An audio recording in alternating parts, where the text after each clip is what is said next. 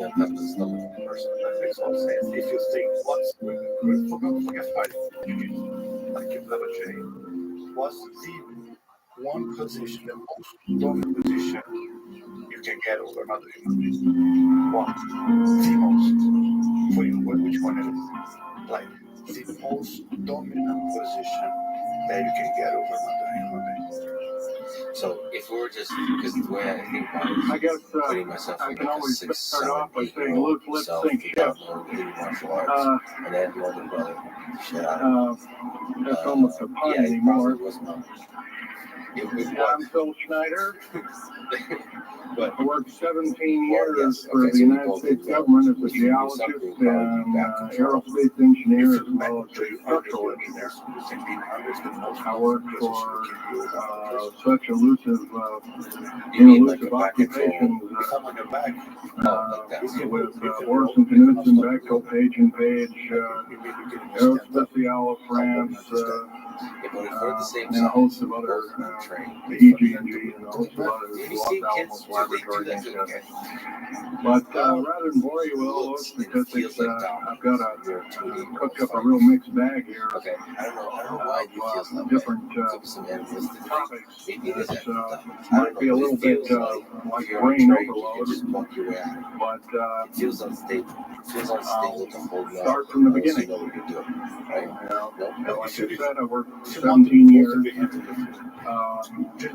co-invented methods of shape charge blasting as well as laser rock deflagration, which means rock is literally melted or powdered by a special laser combination, and the residue of the rock underneath is applied as a coating, as a liquid coating, like instant agate, if you could imagine a hunk of agate, which is a hard silica mineral, rock actually.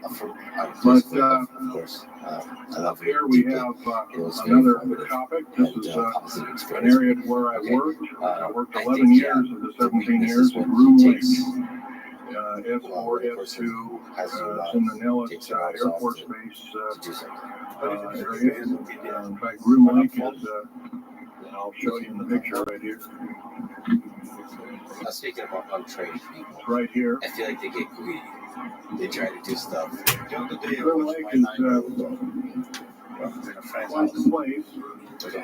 A lot of rumors and other kinds of things have come out of there. Of course, people have stood on the outside for years and wondered what's been flying there. There's all kinds of things been flying.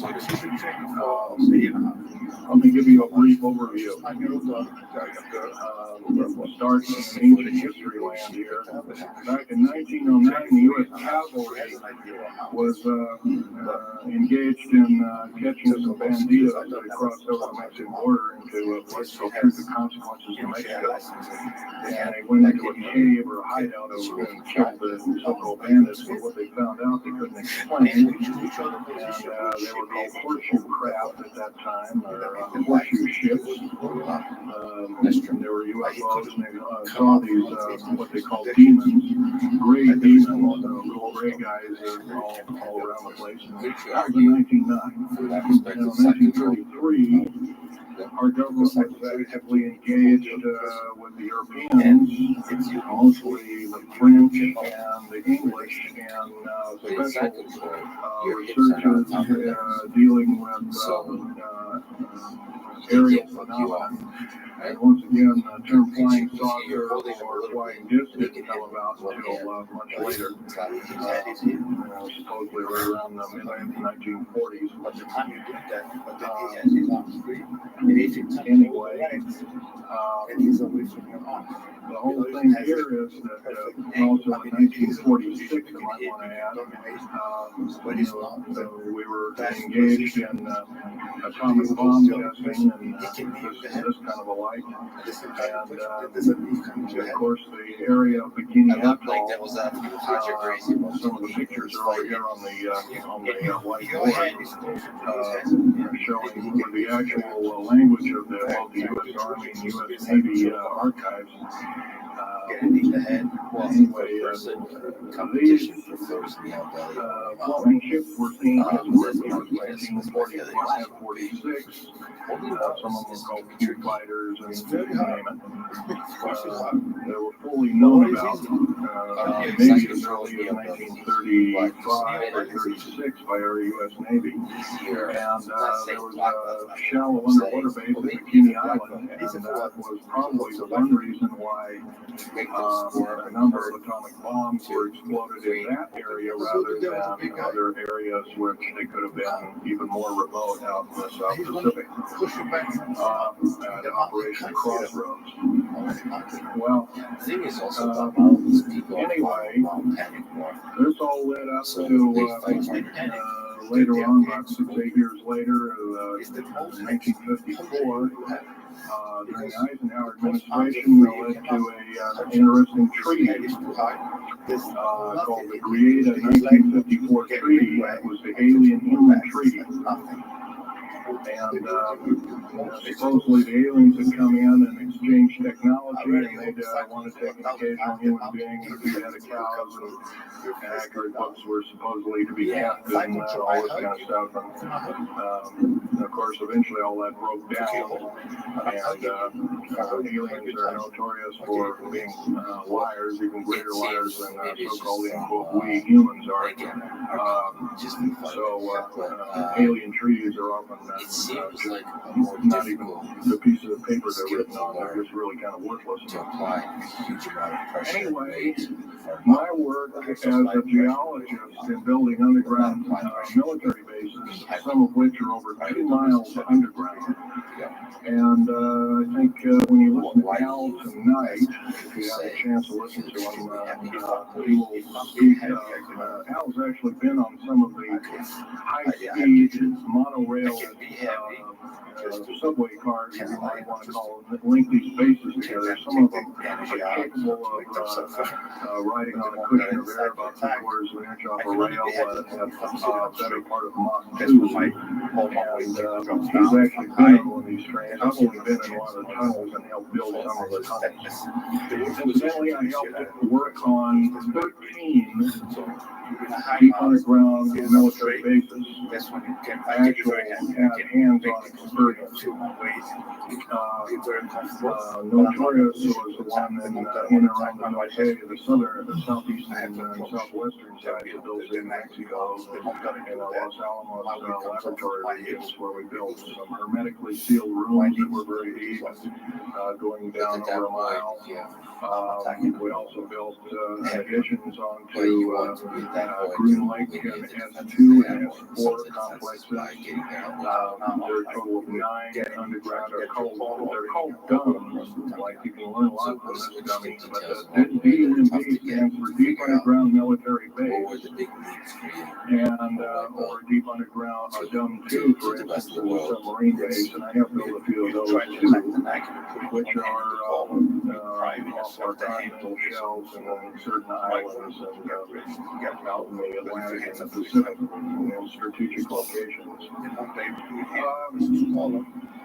All this can hardly, in an hour's time, I can hardly squeeze all this in. So I'll be kind of rambling here if you just bear with me. The main topic of my discussion here is to link up basically what's going on with these deep underground military bases, what they're being used for, what is the present situation now being employed both by our federal government, which is slowly being phased out by the United Nations government, as well as the New World, in quote, the New World Order, which is an even higher entity, and who these higher entities are taking their orders from, and try and link up basically what's going on. A lot of us have been kept in the dark. We've been given, maybe most recently over here, photographs of an alien in Roswell.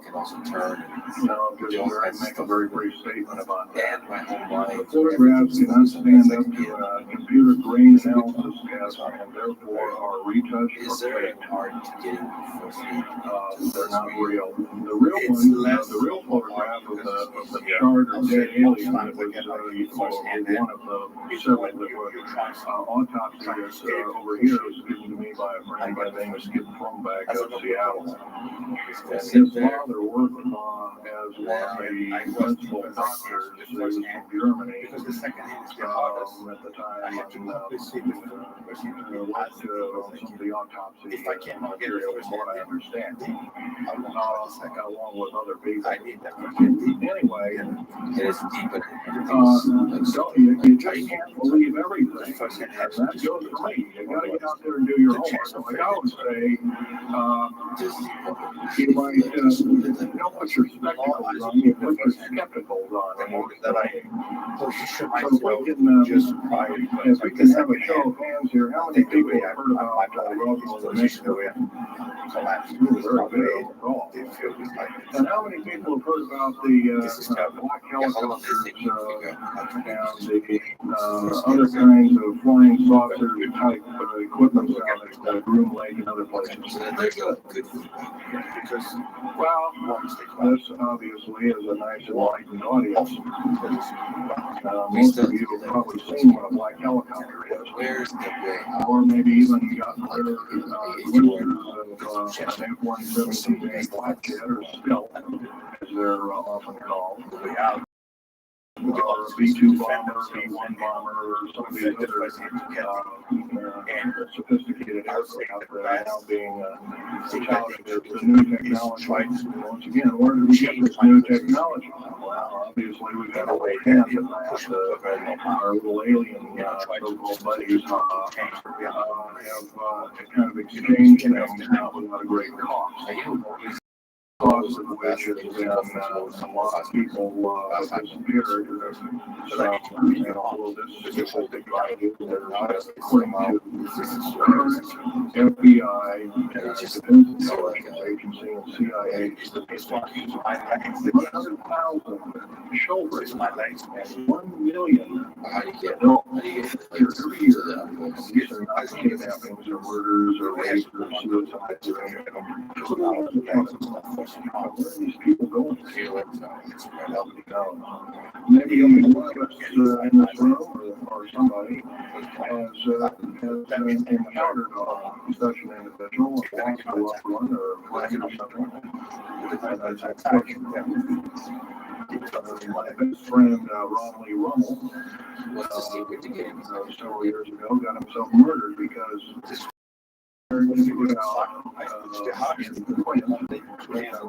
for the government, and so was he. We just put in plans that so-called strategic defense initiative, Star Wars, as a part of the New World Order, and it takes its action. It was originally written as a kind of a spoof or a joke. We had one of these dressed up and had New World Order sitting on it. Of course, that wasn't taken very nicely. My friend himself murdered. It was called a suicide, but now it's been turned over to special authorities to acknowledge it was a homicide. If I get the Other than that, I'd like to also mention something about my father. My father was he was and get captured and taken over. I didn't find this out until like 2 weeks before he died. His deathbed. I kind of told everybody to go shock. I was one of them. And I tried to get believe him. I thought he was in delirium or something like that. And of course, other things have come up since. And so, anyway, he was captured by the French, turned over to the Third Army, the U.S. Third Army. The U.S. Third Army turned him over to the Navy. And he was a man. A master means the pick of one. Sure, some other flying instrument. What is that? Is that He was a master machinist. He later became a doctor and part of the aerospace medicine group of the United States Navy. Was instrumental in helping build the USS Nautilus and its first nuclear-powered predecessor, the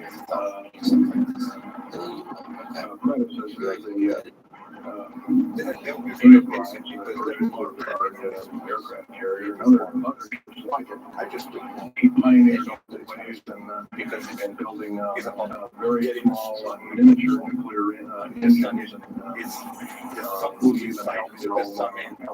later on in his life. He helped develop the infamous grid-bed nuclear motor, which is now employed in some things that look like flying saucers that claim are flying saucers. Yes, we are, in quote, the United States Air Force and other armed forces are training other European forces to fly unidentified or now identified as flying saucers. We've actually built several prototypes that are flying under the names of black craft. My position as a geologist and engineer got me to see a lot of things in the world. I've been in over 70 countries. I also work for NATO. I carry a level 3 security clearance with a violent factor. Violent is a hard package, only given out to a handful of civilians, maybe a couple hundred military men worldwide. I thought I was doing the nation, the United States, the world a favor by I thought I was kind of keeping my head up. Well, it didn't work out that way. And I was later to find out that these underground bases are now being employed as strategic bases for in case there's martial law in this country. Now our military professors that used to be in war colleges and the like are training people like ex-Russian KGB and Spetsnaz people right here on American soil. I've seen it with my own eyes, along with other people, other geologists. I went to a geologist building geological survey work. However, I know what we're doing. My security clearance and all my stuff, and set it up and send it back to the hardline branch SOB. When I found out that a number of these 131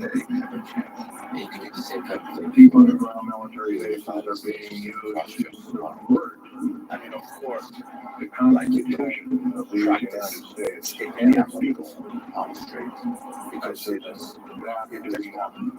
I can't possibly be connected. In reality, you have a chance of trying to escape it. I said, yes, I can. I'm an individual. I'm walking off the bench that I got arrested.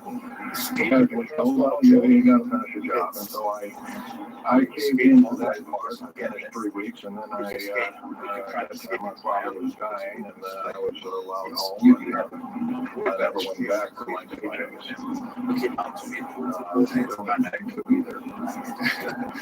These people are beginning to show signs of being our utmost enemy.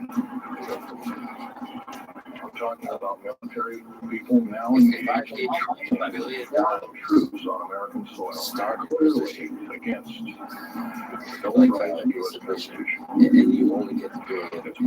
It's why we formed the government, why our forefathers formed the government, a republic of these United States in the first place, way back 200 plus years ago. Because the drawing and quartering of soldiers, taxation, representation, law, edict, otherwise known as today's executive order. And I will give you another life to escape. The very reason was that we became, quote, free, a free republic, a free society, probably one of the greatest nations to ever be a nation on this earth. Like 1,000 were times. instilled in the founding fathers that are now so far away from Because the people now right from our federal government structure. So I'm here today to touch upon a number of subjects.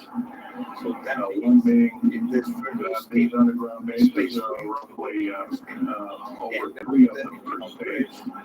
There's now, instead of 12 prison camps, there's 39. That's almost 1 per state. They're building 2 prison camps every 7 months. They're building 2 underground military bases every year. Each military bases, by the way, these underground military bases, they cost somewhere between $17 and $26 billion. They employ 1,800 to 10,000 workers each, varying grades of skill. They gobble up totally through the black budget, over 1/4 of the black budget, or roughly $310 billion. Of course, where are these figures coming from? Is that Well, the black budget, as we know it, of course, black budget, which may be so black, I mean, you could get is significant, hidden from Congress, hidden from the American people. Very few people are even able to know about it. it's incredible. Our black budget per year earns over $500 billion a year. It's kind of huge quantities and sums of money are garnered through CIA drug activity, National Security Agency clandestine operations in Panama and South America. Now also engaged in Russia Against the or the argument for back controls being mining even though I can't reuse them.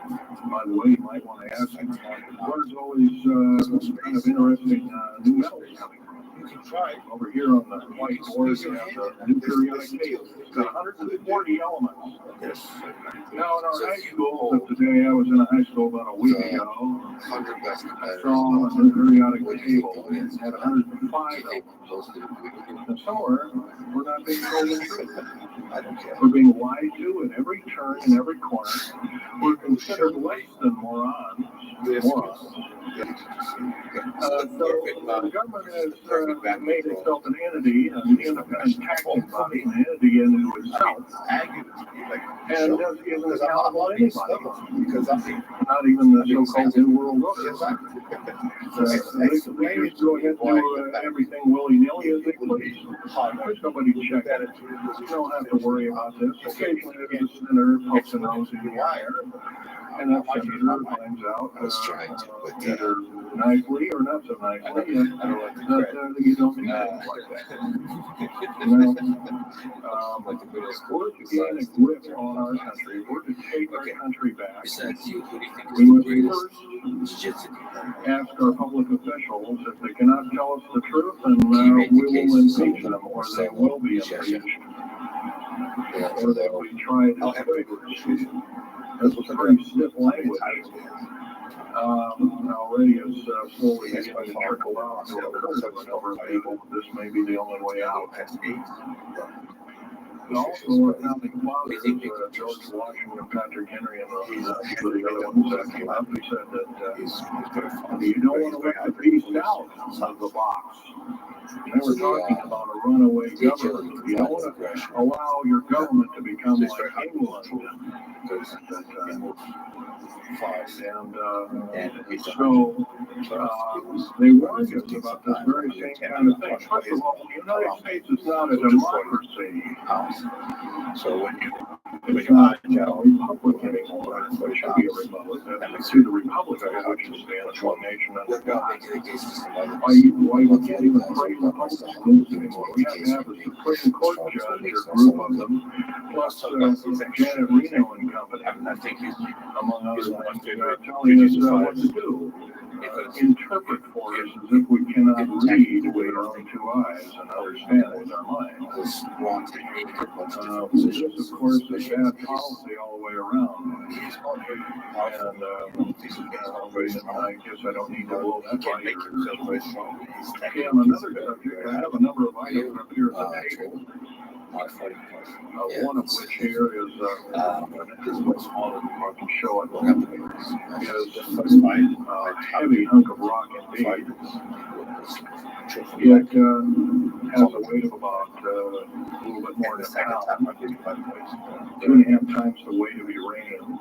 It's not radioactive, can never be made radioactive. It's composed of just to continue earth, rare earth, clays, and powdered metals, alien element, here we do this mostly from crashed or triggered flying saucers of the kind that stands to crash in our deserts and backyards, so to speak. It's called Morganite. This is employed in every stealth aircraft, black statistics for like most successful also in very small quantities in the skins. So how do you play that? Because people panic when I'm out. They turn them back. I throw them out. Here's another thing. Here's a piece of probably the purest titanium you'll ever hear or see. And we should say that so pure. So you can rarely put up with submission. Other alien elements to make it extremely complicated. Our With standing temperatures in excess of 7,000 degrees Fahrenheit. Our new Phoenix-class submarines, which we're building 2 of them right now. So the Phoenix-class submarines is a white budget program. Every one of those submarines costs you $208 million. That's what you can't get. Titanium because which is made of this material. Approximately 10,000 pounds of now. We've got supposedly as of right now, we've got 106 of these submarines flying the waters in the way. Dive to a depth of over 7,000 feet and just for 3 months. Fantastic submarine. Has 11 grid nuclear motors.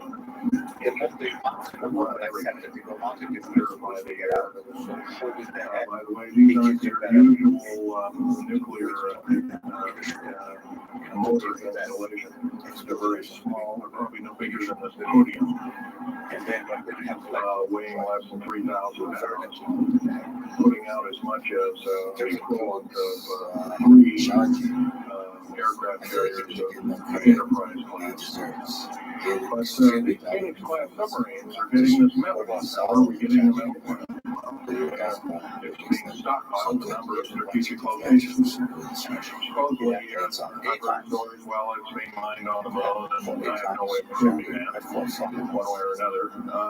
I think we're probably getting it from Russia, or refining it in outer space. Or we shuttling, basically a shuttle, secret shuttle flight.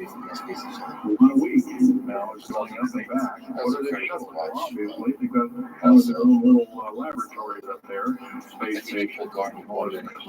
Remember what you're being told. It's a smattering of the truth. It's not the real truth. Maybe it's 5% of the truth. Maybe it's not even that. I can rest assured it's not. You're not getting much. Another strategic metal is this particular bar with some strange crystals on it. There's scalenohedral crystals of niobium, titanium, rhenium, copper oxide. This complex group of elements is not found on the Earth in specific quantities. This was developed at Los Alamos through G&G and other outfits. This is the thing where you start, you realize it's only 32 seconds left. You start celebrating. You realize that including the in-quote sport model of little in the flying time saucer left. So we it's occasionally see over Groom Lake. I think it's By the way, now, if we happen to be with a video camera, take pictures of the so-called area around Groom Lake, it's now you get your equipment confiscated, your car, your house, considered the same thing as a drug dealer. You can go to jail for 5 years, up to 5 years, and $1 million fine.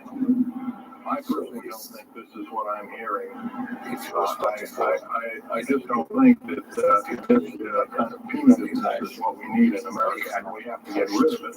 Otherwise, we're going to die with no America.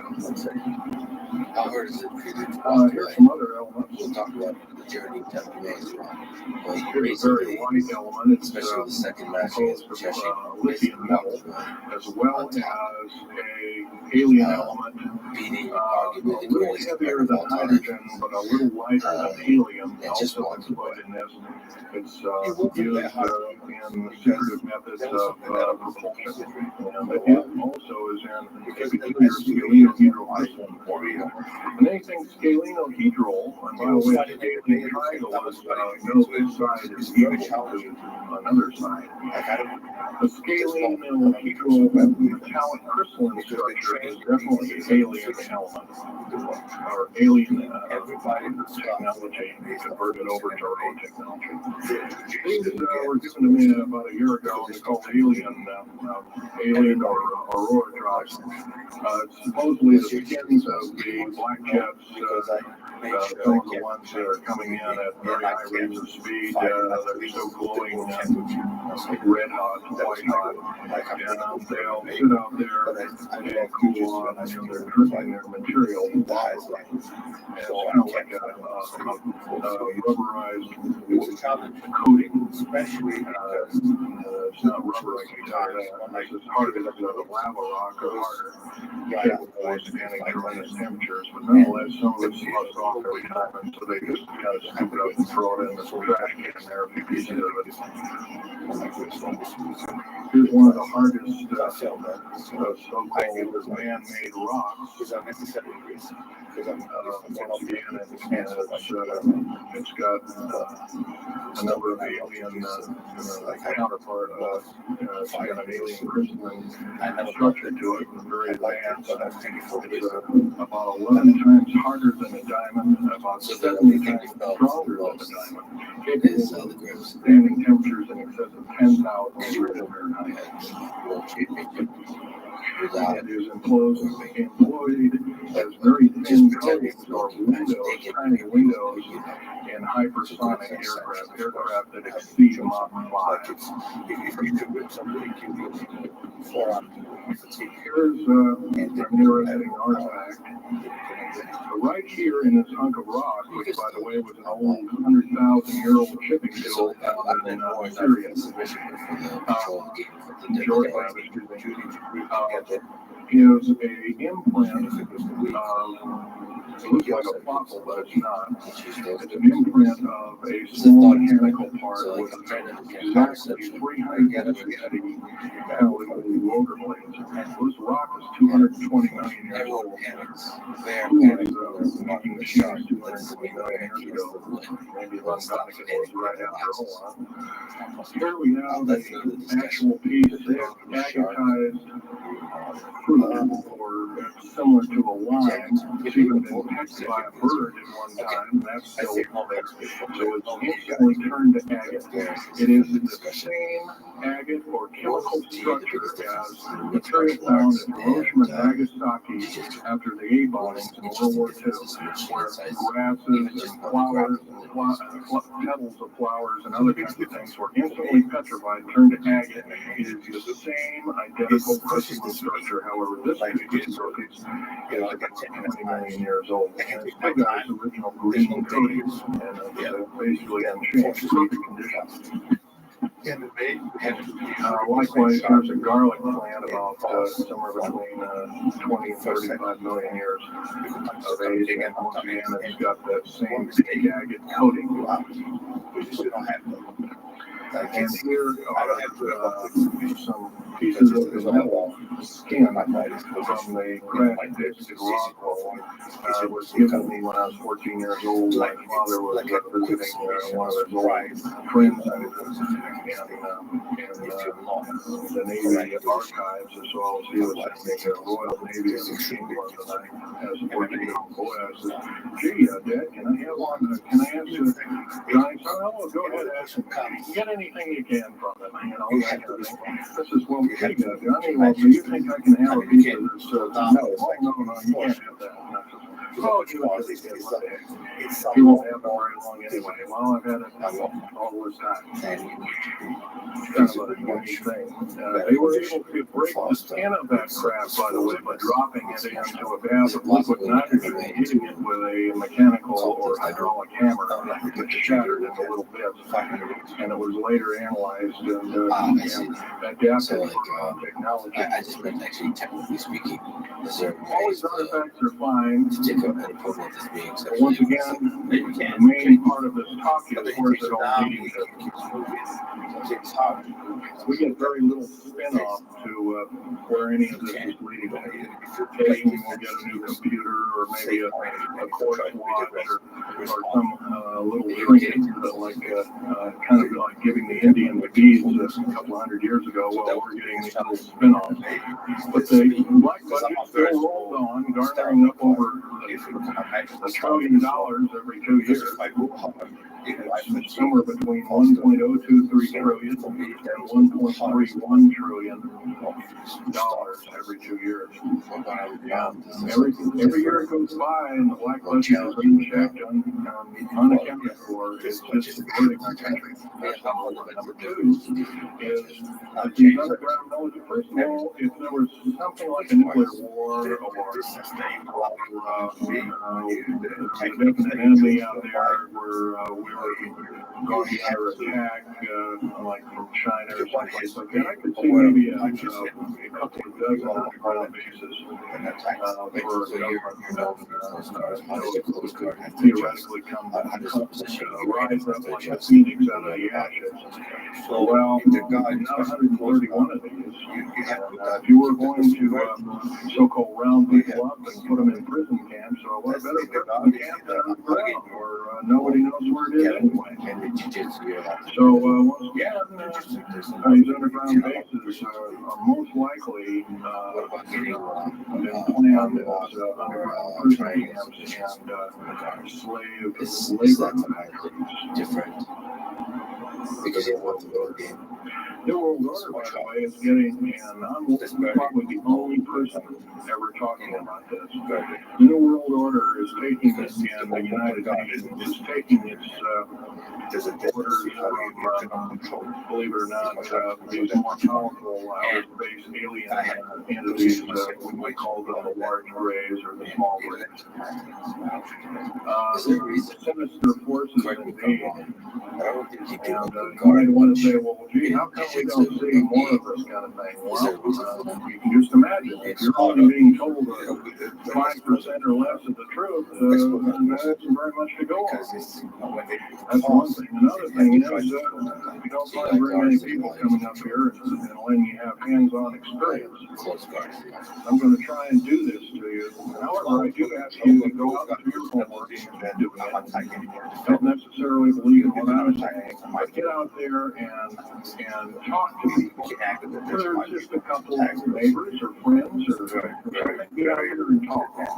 Because one will tell two and two will tell four, and pretty soon you have a whole room full of people that I know. And then from there, wonders can work.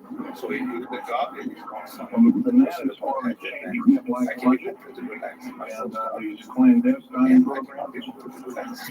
Public opinion is only going to be that, going to do that, and it's going to take millions of us.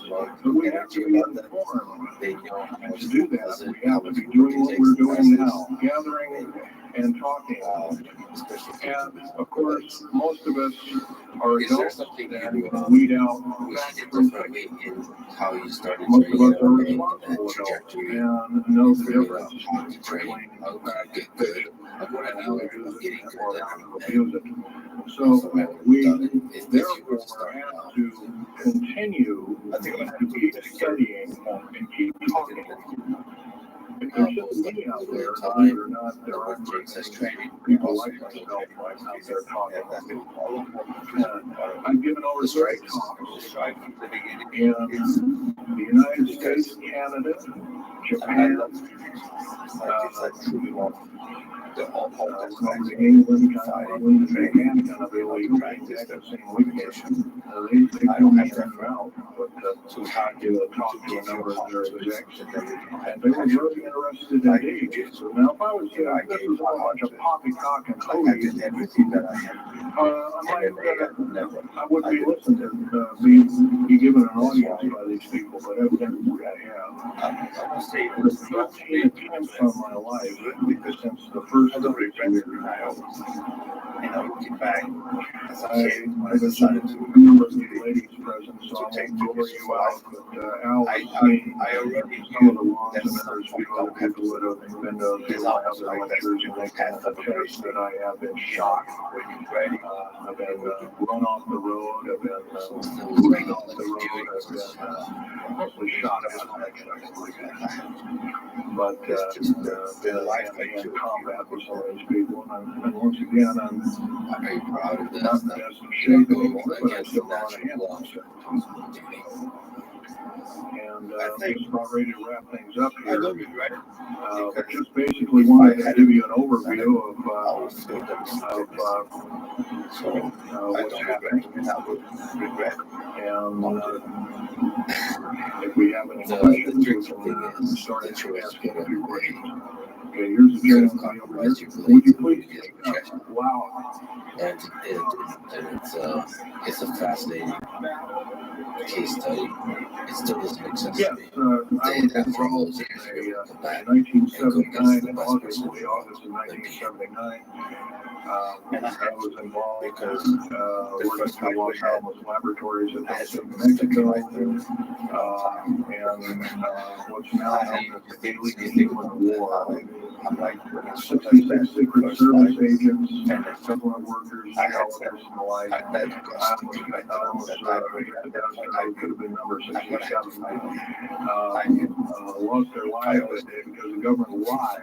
that there's no And choice. I knew had full well what was underneath. And what we've done is, because of there, we had drilled 4 and during a couple of days, we drilled 4 there's no these question. holes that were down several thousand feet. And I don't think it's right to say bringing the up best dirty dust I think that's something that putrefying you odors, broken off you don't want machine bits and other kinds of things like that. so you can Boring machines as well, and so lasers came up with damage. There was a probe that was sent down that came up totally missing, and so people were sent down, and I was one of the people that had them. And when I got down there, of course, the odor was, I was in a spacesuit type environment. So all I had was a small tool belt with special sensors, a small rock hammer, on the rock stack for mineral specimens, things like that. And I had my little being an engineer at that time, I carry a big pistol, like most of these berets carry, and stuff like that, black berets. I carry a little Walter K with a 9-shot. As soon as I got down this hole, standing about from me to this gentleman over here in the front row, something like that, was one of these 7-foot tall Scandinavian guys, and I didn't waste any time. I figured I'm not pulling you guys into away you go. And I was one of the rare few that been allured that this may or may not occur. And so basically was given ET training, but a lot of these other people weren't. And we were affected by that, so there are aliens in the area, and of course, the big question was now, people died that day. I was a big hole in my chest. I once my lung was really burned out of me. Things were burned off of me. My toenails burned off of me. My skin was and radiation isolation therapy for 4+ days. My bones were vitrified or burned.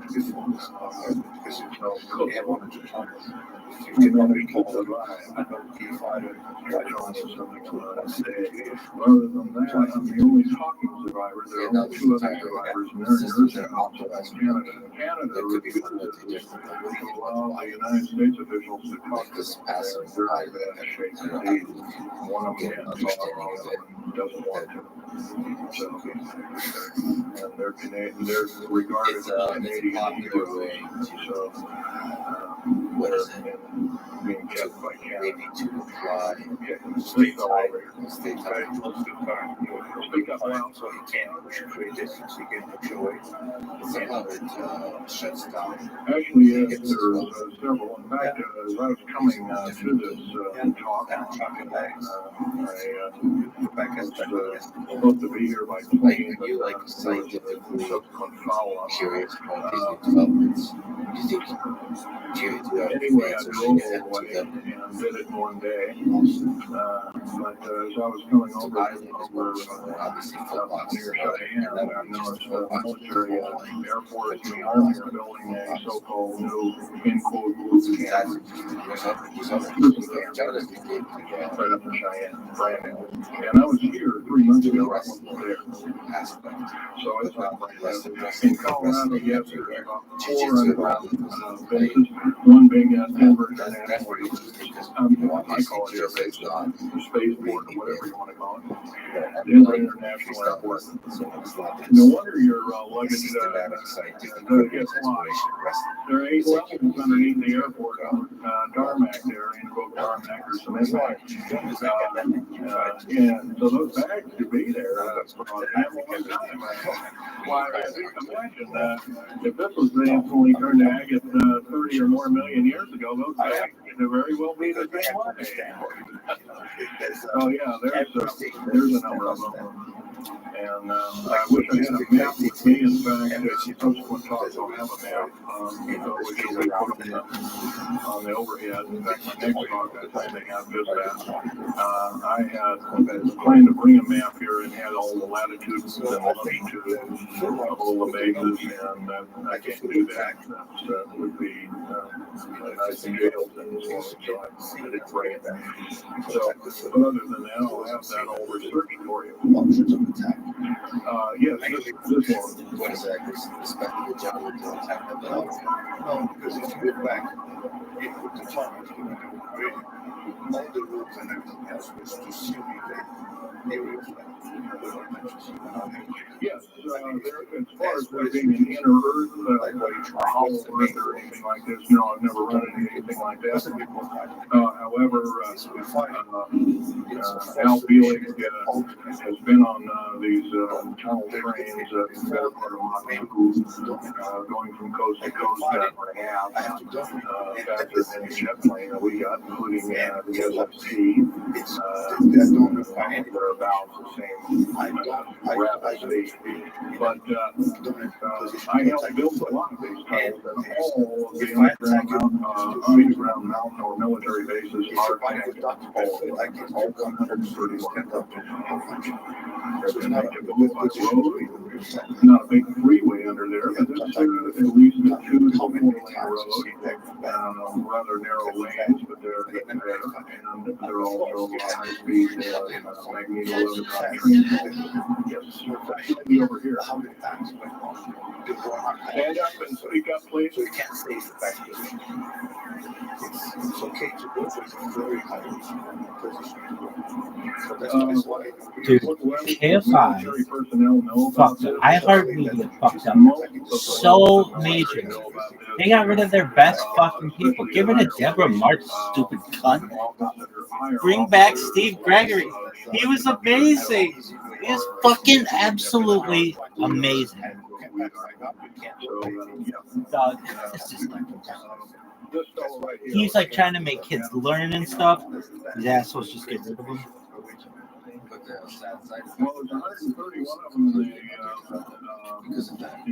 States, 127 of them in the lower 48. There's some in Canada, not counting those, some in northern Mexico, not counting those either. They average about 4.25 cubic miles out underground on average depth of 5,700 feet underground. Average cost $17 to $31 billion each. They got rid of Venmo. That girl could have gotten it. Shout out to her fucking.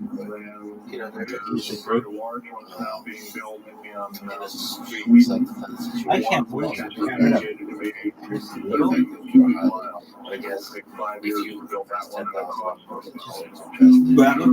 They got rid of everyone except the people who suck dick. Deborah Mark. Go ahead.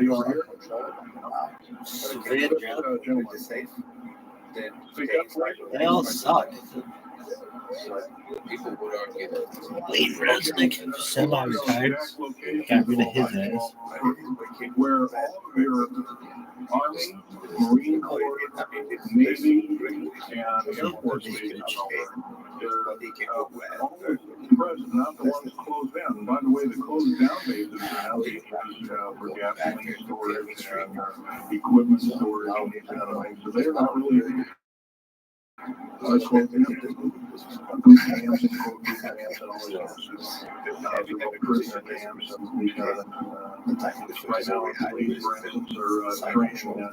being trained by the Air Force and the Army Intelligence and Marshall Long Research, as they call it. How dare they call that? Because Dude, that's such bullshit.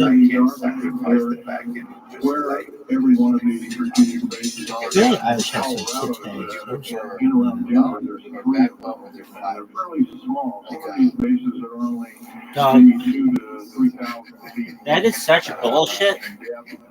Who should they have gotten rid of? Bill Handel first up. His shit is so shitty. He's so bad. They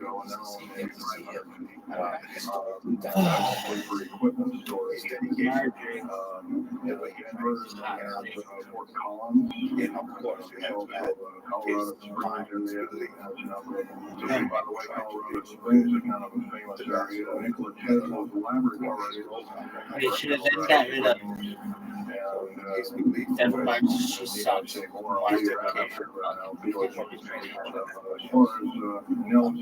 Then John, he sucks. He's boring as fuck. Really? Oh, he's scary. Then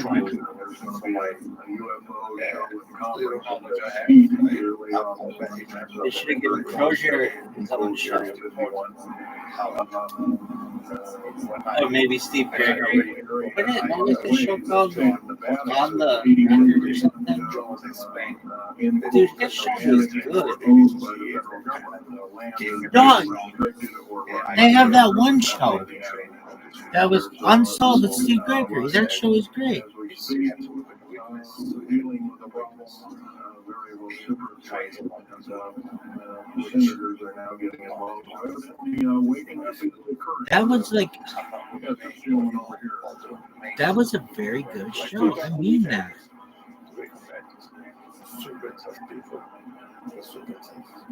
Okay. Yes, they are. Gentlemen asked for these tunnels connected to large caverns. Yes, these large bases. Dude, and they wonder why radio sucks. It's because they keep douches on. Dude, that show was amazing. Is it gone?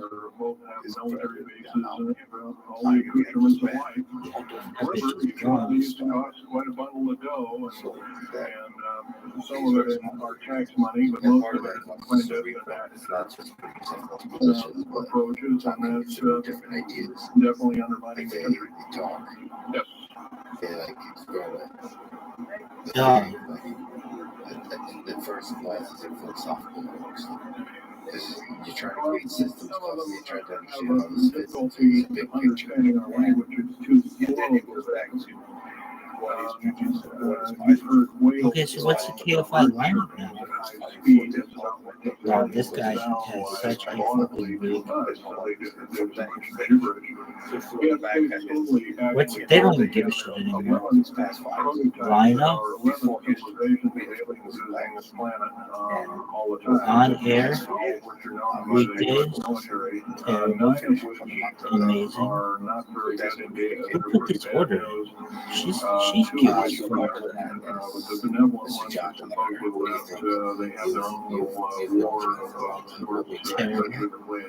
Interesting, special. The best. Whatever you want. How about Saturdays?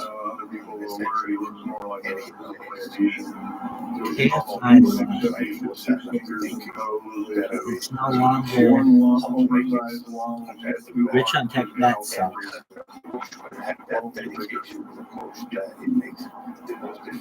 That show's terrible. Sundays. That show sucks. It's 3 fucking hours. That show sucks. Chris Merrill gets his own fucking show.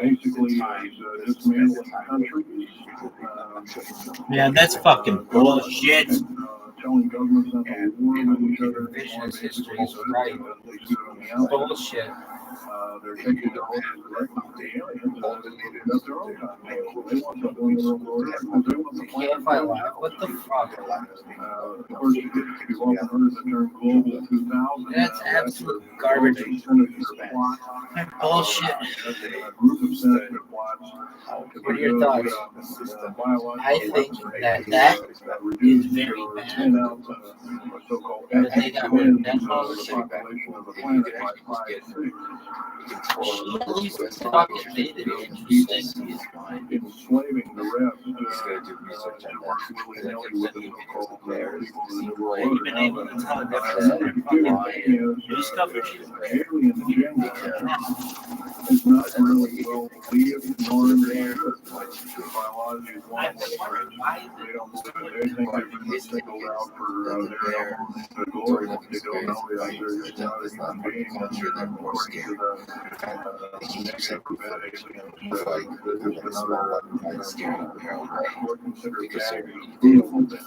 They don't eat us like we have cannibal eating hunk of meat, but they use our glandular secretions as part of their food base. What they use secretions like adrenal chrome and other kinds of things like this. And in fact, then the land of the Center for Disease Control has figured out ways that we can combat this. It might be where these new designer diseases like the cardio was interesting. It was funny. the government, because I was telling governments not to war with each other anymore, basically. So that looks good on the outside. They're taking their orders. Dude, it fucking pisses me off that they got rid of those people. Corbin Carson, he was very good. Steve Gregory is the best. I hope he does. And what in the fuck? I don't even know who I fucking would complain to. They got rid of everybody. Who's that one bitch? The population of the planet by 5/6. Roughly 5 of 6 billion people, enslaving the rest. What's her name? With the so-called, Look at this is such garbage. Another peculiar thing is the alien Wayne Resnick. No, what's that bitch's name? Michelle Hugh. I'm following her. They don't believe it. They think they've been singled out for their own into glory, but they don't know it. God, Michelle. Negative or bad aliens. Look at cardio. Consider bags of My food. favorite part They is don't when one of eat them us just like stands we behind think a of a tree. cannibal eating It says, all right. but they use our glandular secretions as part of their food. Their glandular secretions like adrenal glands and other things like that.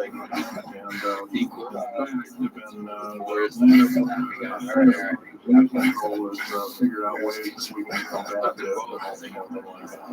It might be where these new designer diseases like AIDS and Ebola and hantavirus and really things have come up out of nowhere. I mean, these diseases can quote almost have a mind of their own. Yes, this lady here. Yo, I gotta do this shit again. Because he just goes in there and just does work. Government. This is the worst. They got rid of every person I fucking know on this administration. It's just very hard to catch They want the one world order because they want the planet for themselves. like 100 ways. Of course, you've often heard the term global 2000, that's the supposed sinister plot, has been a group of sinister plots to produce biological weapons to reduce or thin out the so-called ethnic cleanse the population of the planet by 5 or roughly 5 of 6 billion people, enslaving the rest to work willy-nilly with the so-called world order. Now, another peculiar thing is the alien agenda Tuesday is not really with well that guy.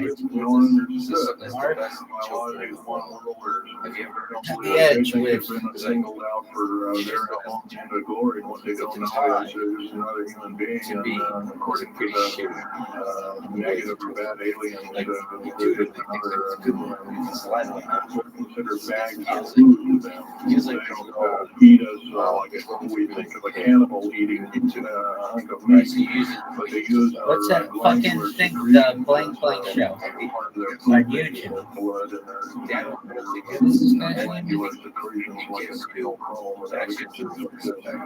And in fact, the Atlanta Center for Disease Control has figured out ways that we can combat this and all this kind of thing like that. It might be where these new designer diseases like AIDS and Ebola, My first kill is black breed.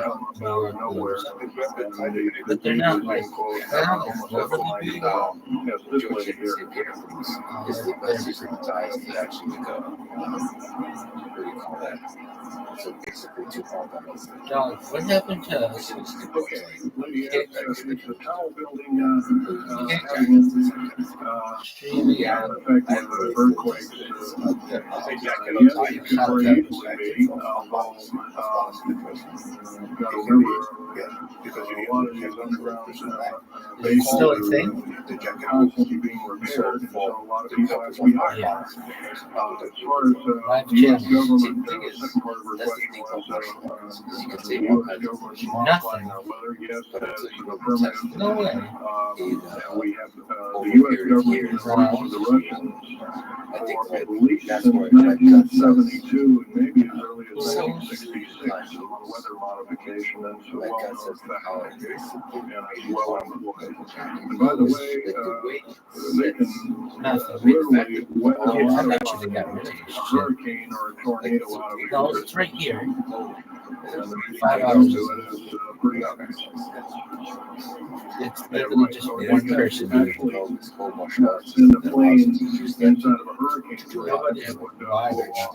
atmospheric bomb or a shocking bomb in the eye of the thing, it would completely dissipate. Well, they don't do this, of course. There's probably other reasons for that, like the way it goes, or what kind of havoc, and how we can study the havoc, and we go from there. This all went back to black. So it's, I feel, 5 miles. More about the general topic? Well, there's this particular fellow, his name is Richard Sauter, PhD, wrote recently, underground bases in Congress. What is the government trying to hide? That is one book. Then we have other, here's a popular science article, Secret Air Base. The government doesn't want you to know the Groom Lake. The Groom Lake doesn't exist. Well, I guess if it doesn't exist, then me talking about it, I guess I can't be arrested or anything. I'm just full of poppycock here. Well, the editor of Popular, one of the editors of Popular Science put this article out. Then there's a book called Stealth Fighter Pilot. All right. These books are available. I guess this one is this one actually was sent to me by the publisher. I did some test piloting, and the only thing I test piloted was run the aircraft back and forth on the runway, the special runway that built the Groom Lake. Just picture me in uniform. I'm so pissed. They got publicated now, and they're available. Yes, this lady over here. So a great knowledge requires mobility. So even though it doesn't look like you're moving great like you do. That fucking Sydney City always looks position of redistribution. The legend goes, you got very good this metrics. week doesn't think he's got he does it because he does the other thing. So when I first moved to London, Okay. 2024 this weekend. Okay, that's kind of a mixed bag question there. She has with So he doesn't fucking all do it. precious metals and all these Got kinds that of things. shirt. First of all, hoarding anything will be outlawed.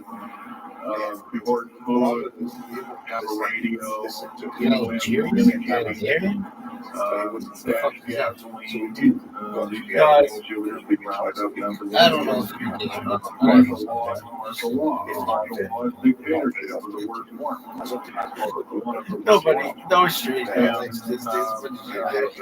I like Disney a lot. You're a Disney fan, but we're not right over The alien takeover, Yeah, and probably will be for We're from loser bitches. maybe 30, 40 years.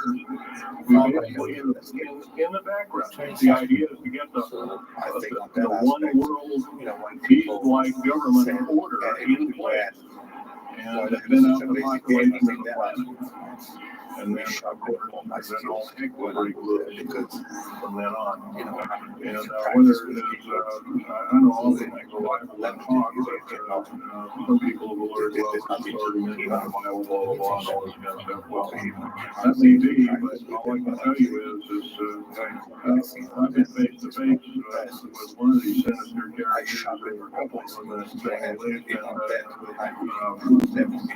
This shit sucks. most people would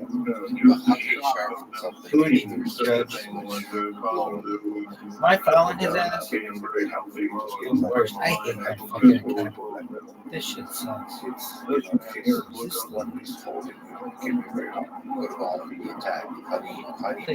exploding from your chest. Technology is used to build these underground bases. We have lasers that can drill out basically the flag and melt down the tunnel 7 miles long. And they got only 28 feet wide, 28 feet high. You've been told about drilling and boring machines that are very slow, quarter of a mile a day. Most of that went out in World War II. Most of that's only World War I or World War II era material. And once again, you've been vandalized to really believe, first of all, I worked on public engineering projects, and we do better at grinding up road beds and laying them down at the rate of 4 miles a day. And that doesn't exist while I work in one state of Oregon.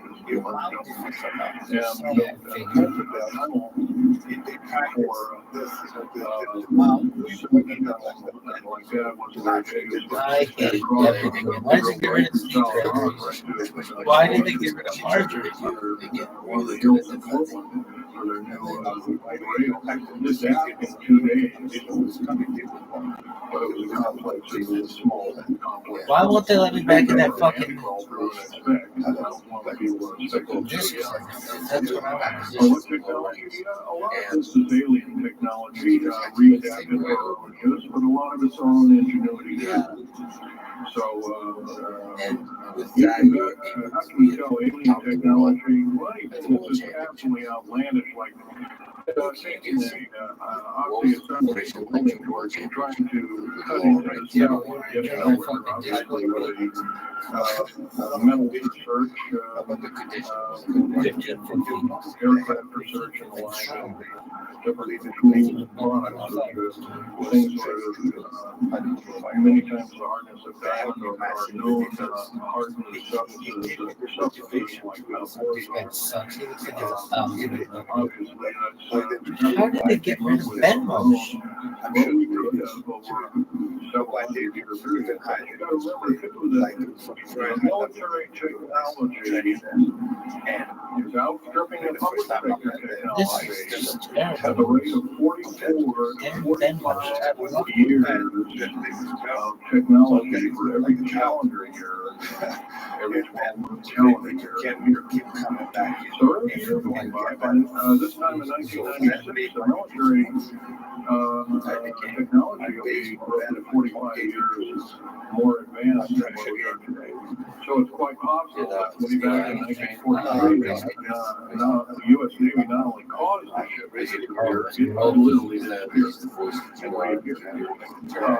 Basically, military technology right now is about 1,200 years more advanced than public state technology. Computer technology right now, it's off the scale, I can't tell you. Doesn't fucking find this. And employing just in blacksmith and Like new computers are so hugely advanced that we couldn't get them in the public sector for maybe another 40 or 50 years. Yes, this lady here. To my accounting plan, did you fucking close her account? The swing time is.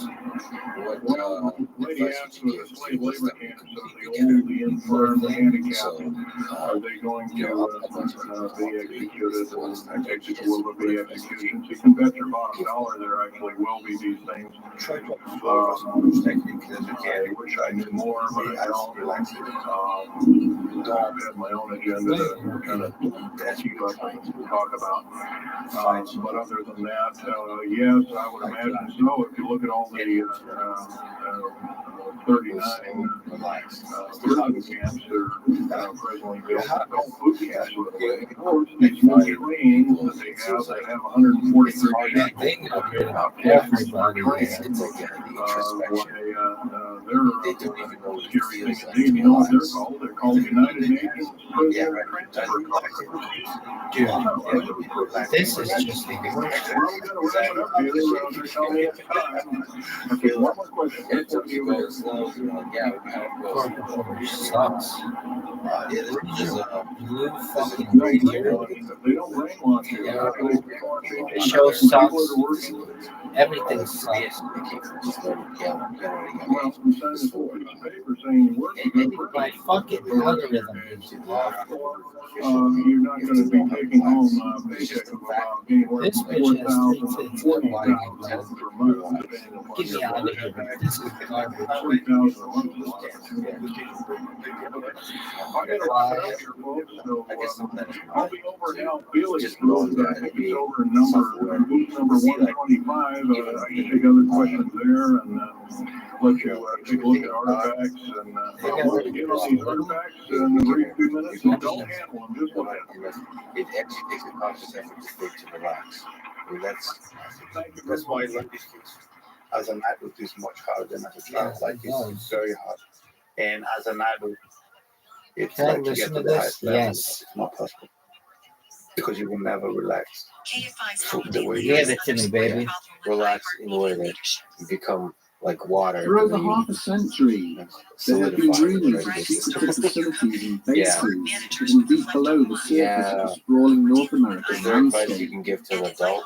So This like week, somebody that has a job, we examine the most hobbyist, infamous of these alleged like how to sites. progress. How I to agree. An underground base believed to be situated near Dulce in New Mexico. A modern day mystery which lies deep in the Mesa. I mean, 2-3 times a week to start is the best way to initiate your judicial journey and practice the same thing over and over again. When they don't work, it's just because you're not doing well, not because you have to learn something else. You see some value in sticking with certain techniques that seem to draw your heart in. Like for example, I'll give you an example. You're going to yell at me, but I never learned Coast Guard. Well, it just never connected. You can say body mechanics, whatever, it doesn't matter. The point is, it just like my heart never connected with it. The way I justified it to myself is I felt like when you're bad, you should be close guard. You just a half guard. Sergio Valdez stared out through the driver's side window at the dark mass while you're not far from the side of the road, and then cursed under his breath. I had no options to stall. For the briefest of moments, he tried to convince himself that the most sensible course of action would be to simply drive on, away from the place, and ignore what he had seen. And the other And thing yet his was, curiosity urged him to do I exit the really vehicle, understand the Coast to Guard? conduct So a it's by closer choice. inspection, And Guys, they're and 33 confirm years. his instincts and You fears can were avoid telling him. anything you want. With a You heavy don't have sigh, to do anything. the patrolman used his radio to inform the dispatcher of his that means location you have more before opening the driver's side door and making his way across the scrub. to get good. Deep down, he had known what he would find before he even reached the car. Okay, let's go. Well, The there's cursory several questions inspection there. confirmed that his cadaver had been left just like the others he had attended upon. Of course. A series Absolutely of diamond-shaped indentations had been carved into various points of the hide, with several layers of skin What had about apparently been so removed. defense to defend, you have to be also good at the offensive. I never seen the The position. creature's eyes, nose, and tongue were all missing, despite there being no sign of any wider predation Okay, what having about taken if you're like a place. hobbyist? They don't have to. It was almost certain that the reproductive They got rid of the absent, fucking It's not bad. as well as a number of other key internal organs, all removed in what presented as a clean and sterile manner. As long as you enjoy it, just As he stood regarding the lack of any tracks or disturbed foliage on the ground surrounding the animal's corpse, Valdez now became aware of the low rumble of an approaching vehicle. it's just Looking up on the grisly scene, he caught sight of a 5-ton truck painted in red camouflage, heading along the highway towards him. in your life that you might The transport began to slow and approach the point where he left the whole car. Its occupant returning the questioning gaze he had offered as they passed, before it pulled away at great speed. Bob Pittman sucks. As he watched the dust clouds thrown upon its passing dissipate, Valdez found himself experiencing the whole host of At a emotions, respectable place and confusion, not a have a small deep degree of Coast Guard. fear, Coast Guard is but most of it, he felt anger, directed toward closely playing part of this creature. because it's not The deaths of all the sea animals he had found in recent months, and the wider falsehood of their slaughter being used to perpetuate, and lies advocated for one the main purpose, limitations is you don't do only, Coast Guard a lot. to That keep you have local quite, residents away from the neighboring mesa, that you don't get a something full resided picture there, of understanding how to the attack king, Coast Guard or or somebody any tells other you to earthly Coast Guard power when you're on attack. could hope So to it's Good like job, no Wendy. both sides. It's just What? not still. Yeah, but you can have a The pretty town good of understanding Dulce of how to in New defend Mexico would not come into existence until the end of the I mean, some of 19th it's also just century, like the length of when waves U.S. and authorities the ordered the local geometry of the Apache body. tribe to settle itself So permanently I'm in sure one Los place. Garcia has a good Coast Guard. The area's Native American population viewed it comply with this instruction, forming the Jicarilla Apache Reservation.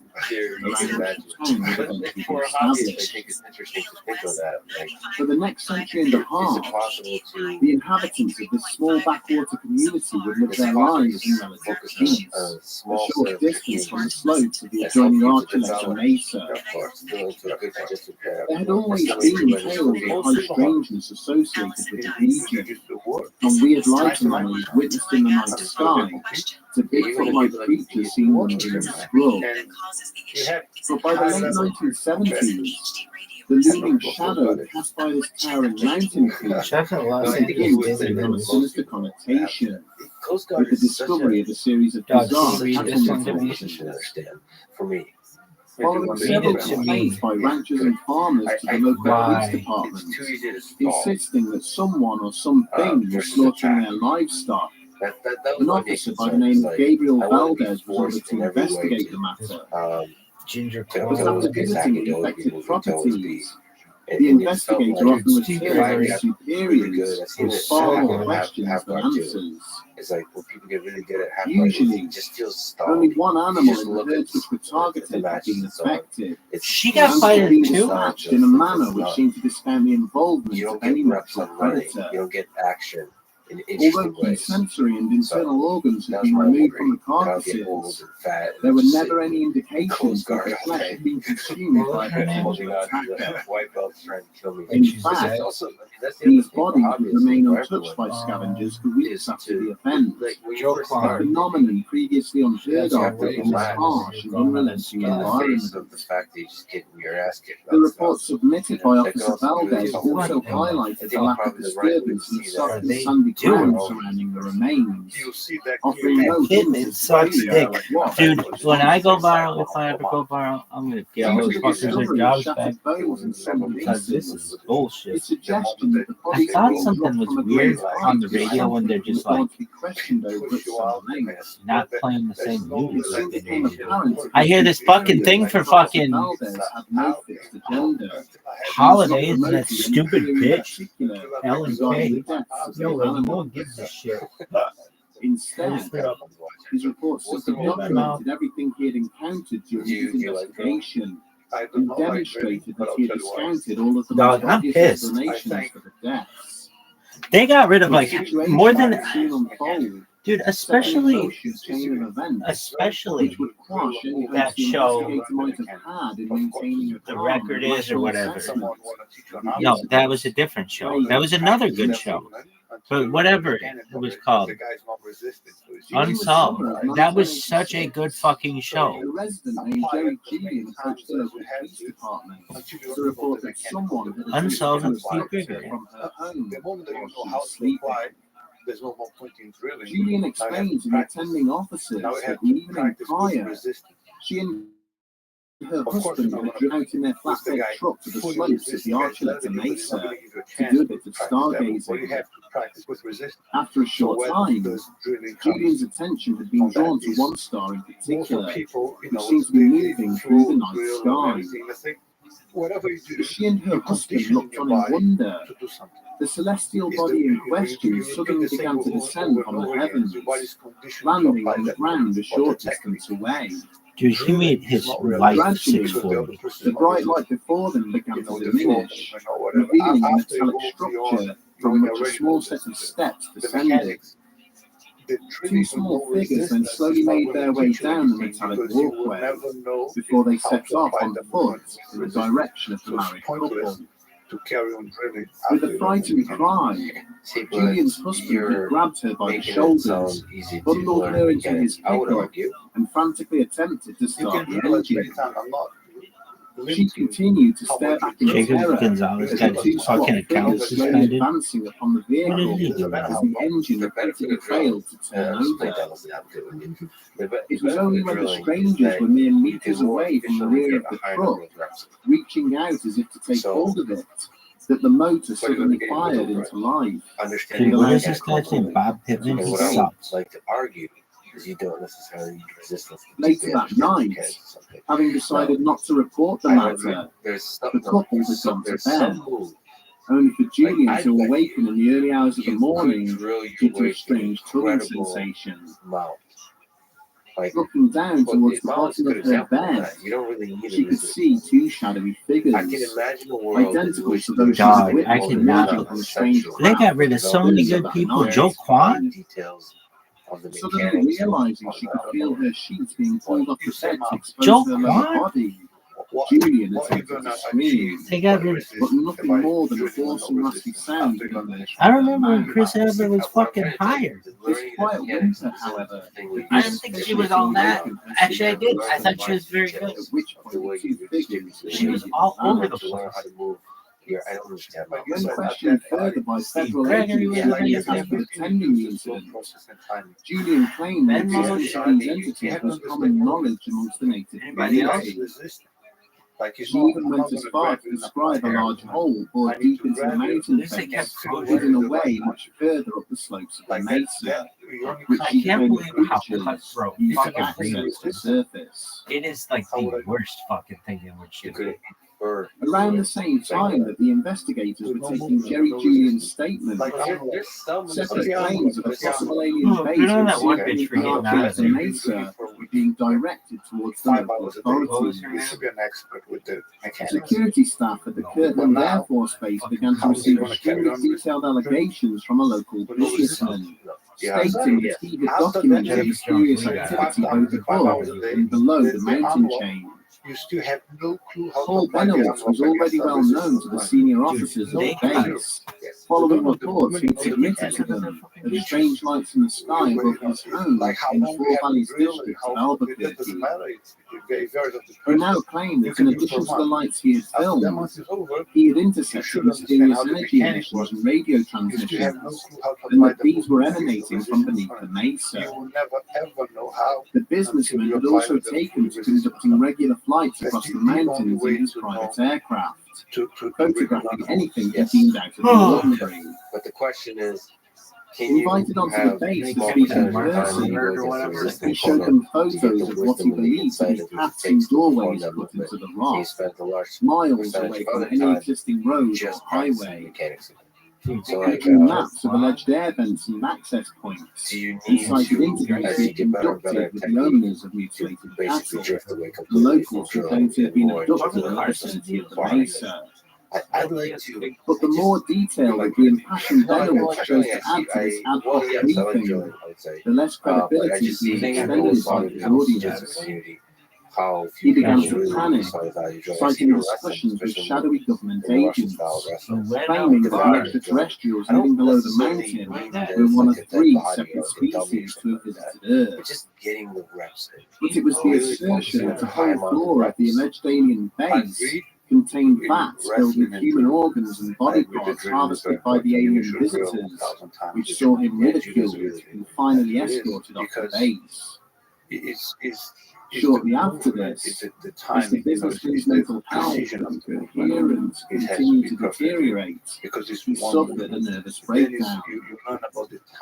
On the advice of doctors, his family applied to have him admitted to a psychiatric facility in 1988, seemingly removing any shred of credibility his initial reports to the military may have obtained. But perhaps the most amazing aspect of the stories told by Paul Benowitz is that they are by no means the only such detailed allegations of a secret base concealed beneath the town of Dulce.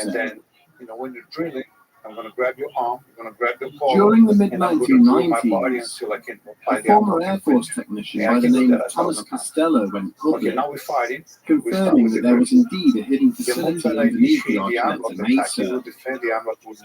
More incredible still was that Costello claimed that this was not an extraterrestrial base, but one constructed by the United States government, where aliens and human scientists worked together on genetic experiments.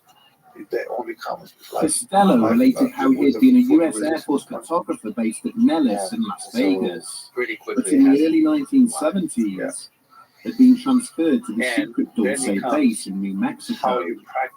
How you train. Whilst there, he was responsible for maintaining the facility's extensive surveillance network and for documenting some of the work being conducted in the laboratories. Because everything that you do wrong is going to come back. Costello even went as far as to offer photographic evidence with his testimony of what he reported to be some form of alien hybrid suspended in a vat of fluid in one of the labs. There's other combinations which you should But barely had journalists time to digest his claims that the Dulce base was just one of many such facilities linked by a vast underground railroad network before he disappeared from public view. Playing devil's advocate to strength and to explore ideas. I'm not actually arguing. However, his claims would later resurface when a further whistleblower came forward, this time from within the ranks of the Dulce Police Department itself. Which A one would former you choose? reservation police detective named Avery Tafoya, Would you be able who to had been actually researching the anything testimony of Jerry Julian, related how he had stumbled across the report written by federal investigators assigned to the case.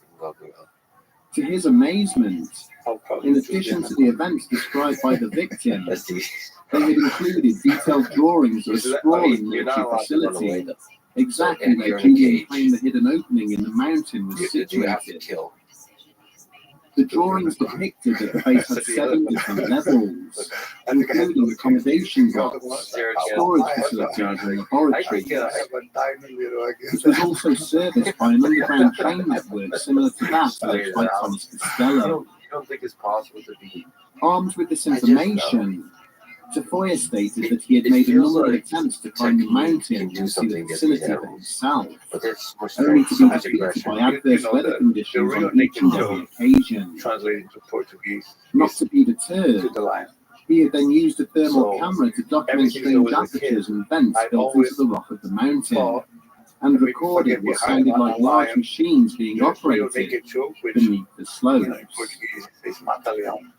So mata-leão means Over the the lion. years, So the I United always States thought that military that's has gone to great lengths in denying that Dulce Base because if you exists, fight against a lion, go or behind that it, it's put part the of a real naked joke. network of I think hidden you underground would sleep for. facilities. The name mata-leão. And it would seem like that part to of the their lion. strategy to do Someone came so up with the has name. involved a concerted Why? effort to undermine the Maybe credibility someone of those making wanted to claims. fight with the lion, so to There you go, John. The background of Thomas Costello remains shrouded in I honestly uncertainty, do you think was with attempts to locate and review his military service records Do you seeming to think, suggest he never existed. animal like a gorilla or a lion was shaking off? Photographs associated with his testimony have proven to be forgeries, Well, I would say the and no one that formal would have interview the with him has ever biggest been chance unearthed. of staying there is the lion, but it's just in a body. Members of the intelligence community have also come forward and admitted to deliberately feeding false So do information you to think they Paul can shake off? Benowitz.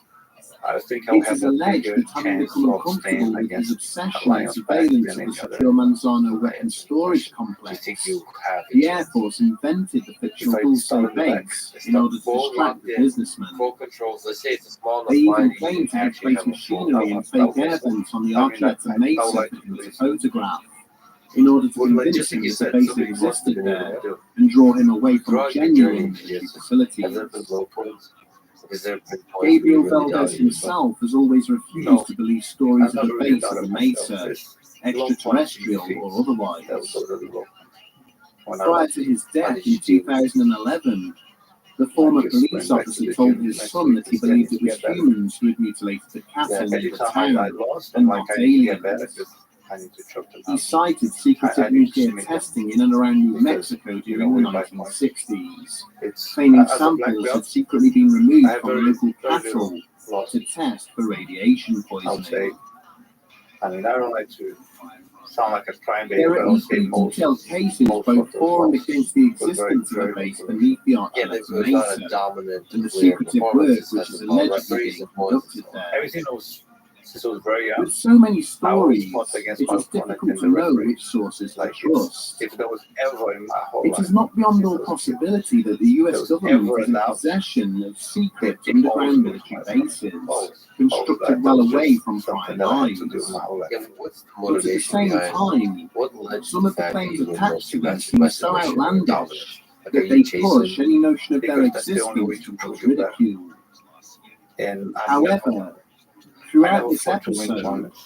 That was we have never my deliberately goal. That was avoided the the most consequence detailed of and me trying to be impassioned the best. evidence for such an Like, underground I don't structure at Dulce. care how many titles I have. That is I a man care who about claims he was a former I worker need at the to secretive beat all site people.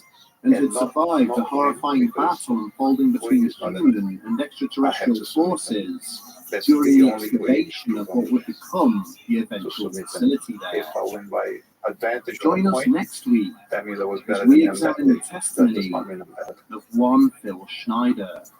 If there's And one if you place didn't- it's up, if I take you down, pass your guard, mountain, submit you, there's zero questions with that.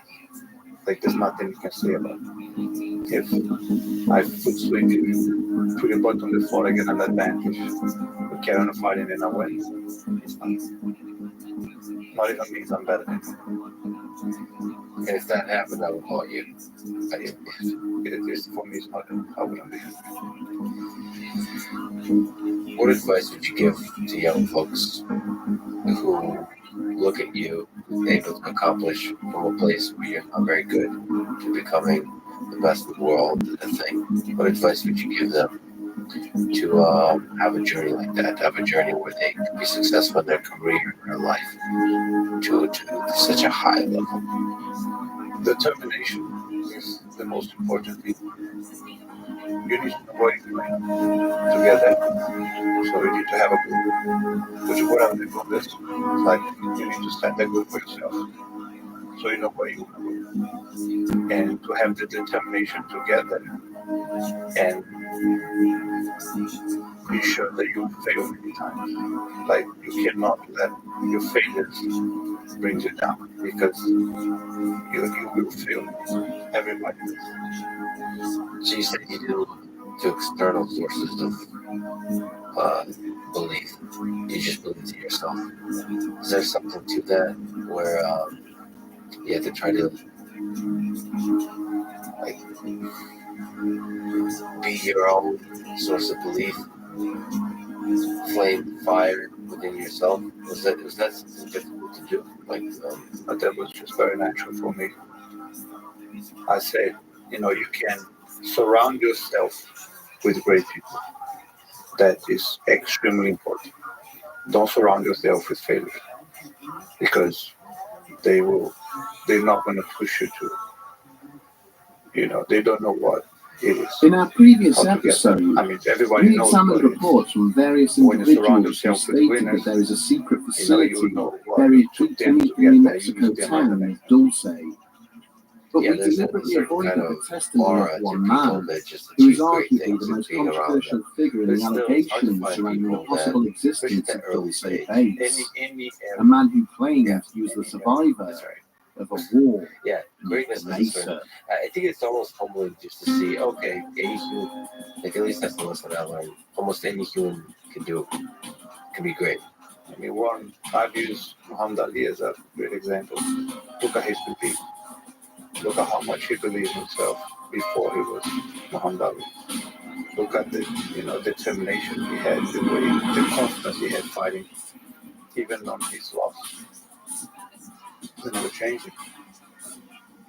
When he fought George Foreman, not one person in the world thought he was going to win that fight by himself. He never doubted it. Everybody else did. He won over all the odds against him. So Having sought shelter behind an equipment crate of sufficient size, the lieutenant now tried to take stock of the situation. But see, those are like At epic least 3 giant members of battles. his But I feel like platoon were you fight the gone, same kind of battle when their you're young and bodies your charred parents tell beyond all you that, recognition, just following with their whole exposure energy to the that this is horrific silly, don't be weaponry silly, employed by their don't be silly to opponents. chase. it's harder. Despite this, But they had managed as to a push kid, the it's enemy harder to force deal with that deeper into the because, facility, to as go they had been against ordered to adults, do especially so. parents, telling And you if what they to could watch, just secure the like stairwell in front of the them, amount of the strength you mission need would be a is success. it's gigantic. I don't even know how much Waving strength across you the need to develop. corridor, That was not where my 2 more of his case. team members were So I sheltering can behind another crate, understand he what you have began to go to issue through a series of with the force orders of your using hand parents telling you, signals. otherwise. But Moments it's later, how much you the want, pair were up on their it feet will and heading dictate towards the how looming far you open can go, door, where you can each go. So tightly it's, clutching the if you satchel can charge. break through that, you Their get over. intention That's was the clear. And actually, But one before of they the could really reach nice their things the internet objective, does that I the always give door advice to suddenly young sprung people is wide that you can open. find, A even skeletal if your figure parents are not a materialized source from for the that, your darkness teachers, your within. community, followed by a terrifying bright blue energy discharge from its weapon. It's kind of cool how the internet The two soldiers did not even have time to cry out, as their bodies were engulfed in a wall of brilliant blue flame. Almost immediately, an infantryman further down the corridor, operating a platoon's M60 heavy machine gun, opened fire, shredding the attack with a steady hail of gunfire. And not for the money, obviously, to do something. More soldiers then ran forward, snatching up the discarded satchel charges and priming them before hurling them in through the open doorway. There was an enormous explosion, immediately followed by a shower of dust and debris as the stairwell caved in, preventing their enemy from accessing this floor or any others which lay the world above is them. more complicated than that. In order to get great, you have to Leaving two of his men to cover the collapsed structure, reasonable with you. the lieutenant and the remainder of his platoon made their way back up through the facility towards the main loading area. To even try. But upon his arrival, For not trying. he was shocked to see that two further army You are trucks had accountable for not arrived, trying, not putting discharging effort. several more squads Right, of soldiers wearing I black would say uniforms, A big part of deployed towards the society corridors from which that he and his cowards men will had never just try. emerged. never pursuing Turning to his What they commanding do officer, is so he abruptly there is, inquired as to what was you know, taking place, who the weight, unit were, pressure, and why they were now heading underground people towards the around lower you levels. that because they were afraid Curtly to try, dismissed, they don't. he and his fellow incentivize Navy SEALs people could to only do so watch on because as the mysterious soldiers They continued want to get everybody to deeper be into like the them base, because imagine if where so everybody many around US soldiers had already lost suddenly their are not lives afraid and everyone in is an trying effort to and contain look the yourself in the mirror marauding and say I was too scared. extraterrestrial I never threat. tried. So you feel really bad about yourself.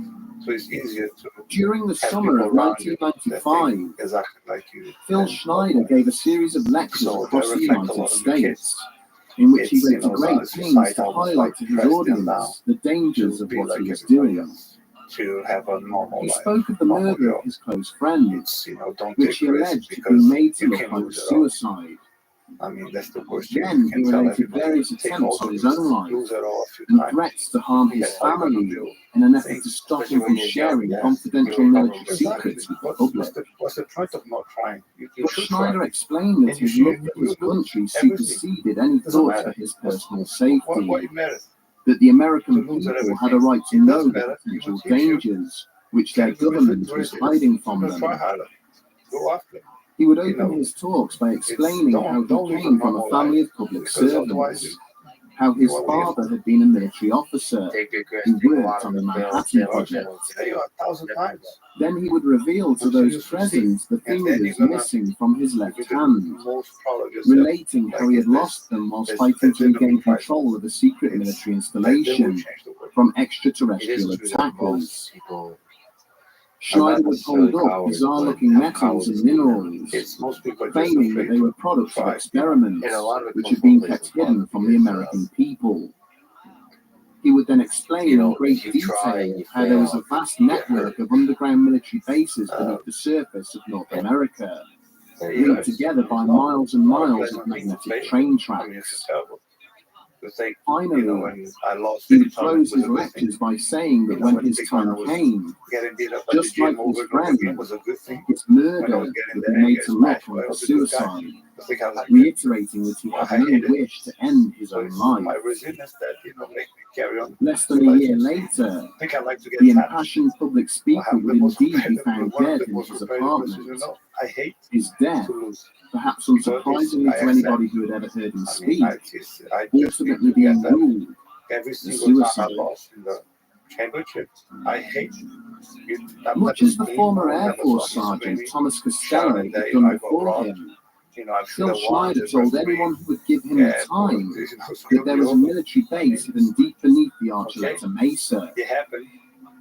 But unlike the enigmatic I need to Costello, get better.